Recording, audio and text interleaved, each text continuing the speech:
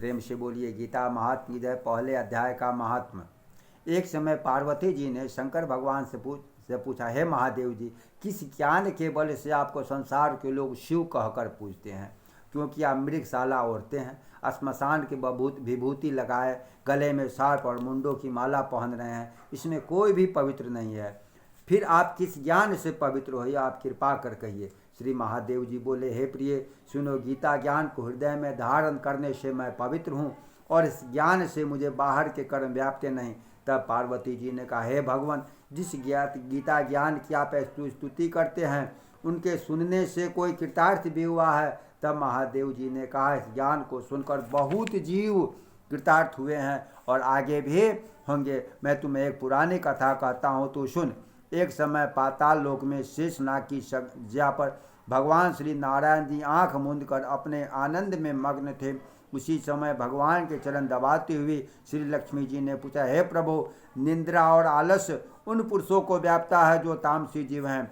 फिर आप तो तीनों गुणों से अतीत हैं, आप तो निंद मुंद रहे हैं, यह मुझको बड़ा आश्चर्य है। श्री नारायण जी बोले, हे लक्ष्मी, मुझको निंद्रा आलस नहीं व्यापता। एक शब्द रूप जो भगवत गीता है उसमें जो ज्ञान है, इसके आनंद में मग्न रहता हूँ। जैसे 24 अवतार मेरे उसमें जो रूप हैं, तैसे यह गीता शब्द रूप अवतार है। यह इस गीता में ही अंग है। 5 अध्याय मेरा मुख है। गीता में 18 अध्याय, 5 अध्याय भगवान विष्णु का मुख है, 5 अध्याय उनकी भुजा है, 5 अध्याय उनका हृदय और मन है। तो 5 या 15, 16वां अध्याय उनका पेट है, 17वां अध्याय उनकी जांघ है और 18वां अध्याय उनके चरण हैं। गीता के जो श्लोक हैं उनके शरीर की नाड़ियां हैं और जो गीता के अक्षर हैं उनके शरीर के बाल हैं, रोम हैं।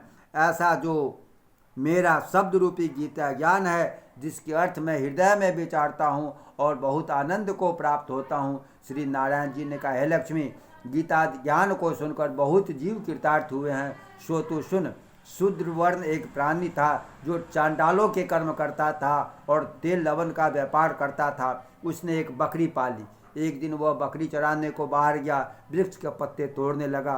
वहाँ सांप ने उसे डस लिया और तत्काल प्राण निकल गए। मरकर उसने बहुत नरक भोगे। फिर बैल का जन्म पाया।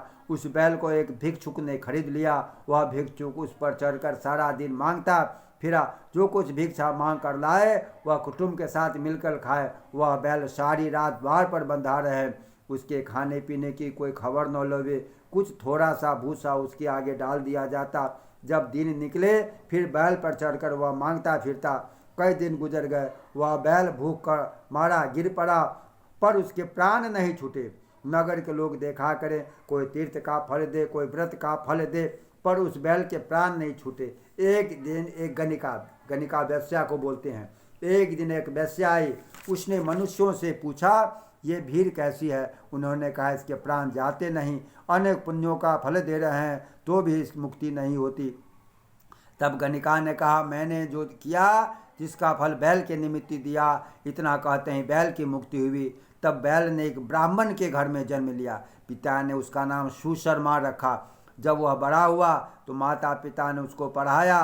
तब उसको पिछले जन्म की सूझ रही। उसने एक दिन मन में विचार किया, जिस वैश्या ने बैल की योनि से मुझे छुड़ाया है उसके दर्शन करूं। ब्राह्मण चलता चलता वैश्या के घर गया और कहा, तू मुझे पहचानती है? वैश्या ने कहा, मैं नहीं पहचानती। तू कौन है? मेरी तेरी क्या पहचान? तू ब्राह्मण, मैं वैश्या। तब ब्राह्मण ने कहा, मैं वही बैल हूँ जिसको तुमने अपना पुण्य दिया था। तब मैं बैल की योनि से छूटा था, अब मैंने ब्राह्मण के घर जन्म लिया है। तू अपना वह पुण्य बता। गणिका ने कहा, मैंने अपने जाने कोई पुण्य नहीं किया, पर मेरे घर एक तोता है, वह कुछ पढ़ता है, मैं उसके वाक्य सुनती हूँ। उस पुण्य का फल मैंने तेरे निमित्त ही दिया था। तब ब्राह्मण ने तोते से पूछा, तू सवेरे क्या पढ़ता है? तोते ने कहा, मैं पिछले जन्म में ब्राह्मण का पुत्र था। पिताजी ने मुझे गीता के पहले अध्याय का पाठ सिखाया था। एक दिन मैंने गुरुजी से कहा, मुझको तूने क्या पढ़ाया है? तब गुरुजी ने मुझे श्राप दिया, तू शुआ हो जा। तब मैं शुआ हुआ। एक दिन फंदक मुझे पकड़ कर ले गया और एक ब्राह्मण ने मुझे मोल ले लिया। तब ब्राह्मण ने मुझको गीता जी का पाठ सिखाया। मैंने भी वह पाठ सीख लिया। एक दिन ब्राह्मण के घर चोर आए, उनको धन ब्राह्मण के घर में नहीं मिला तो वह पिंजरा उठा कर ले गए। उन चोरों को यह वेश्या मित्र थी, मुझे उसके पास ले आए। सो मैं नित्य गीता के पहले अध्याय का पाठ करता हूँ और यह सुनती हूँ।